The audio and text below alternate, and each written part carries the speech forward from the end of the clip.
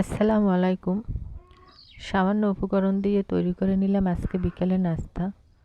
তো প্রথমে আমি একটা বাটিতে দিয়ে দিলাম একটা ডিম, দিয়ে দিলাম এক বাটি চিনি, দিয়ে খুব ভালোভাবে ডিমের সাথে মিশিয়ে নেব। এটা যত ভালোভাবে মেশানো হবে ততই পিঠাটা খুব সুন্দর হবে। তো এটাকে আমি অনেক সময় নিয়ে একটা কাঁটা চামচের সাহায্যে মিশিয়ে নিলাম। এ পর্যায়ে দিয়ে দিলাম সামান্য লবণ। লবণটাকে খুব ভালোভাবে মিশিয়ে নিব। মেশানো হয়ে গেছে, দেখুন কত সুন্দর একটা ডো হয়ে গেছে। এ পর্যায়ে দিয়ে দেব আমি 1 কাপ সুজি। সুজিটা দিয়ে খুব ভালোভাবে একটা ব্যাটার তৈরি করে নিব। হাত দিয়ে খুব ভালোভাবে মাখিয়ে নিলাম। এ পর্যায়ে এটাকে আমি 10 মিনিটের জন্য রেস্টে রেখে দিব।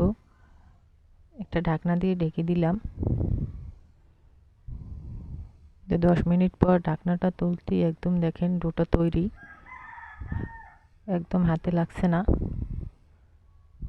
এই পর্যায়ে একটা কড়াইতে দিয়ে দিলাম তেল, দিয়ে হাতে একটু তেল লাগিয়ে আমি সুজিটা তেলের ভিতরে গোল গোল শেপ করে দিয়ে দিব, দিয়ে একটু লাল লাল করে ভেজে নিলাম। তো ভাজা হয়ে গেছে, একটু কম জালে ভেজে নেবেন যাতে ভিতরটা খুব সুন্দরভাবে হয়। দেখতে মাশাআল্লাহ যতটা সুন্দর, খেতেও খুব মজার ছিল। একবার বাসায় ট্রাই করে দেখতে পারেন।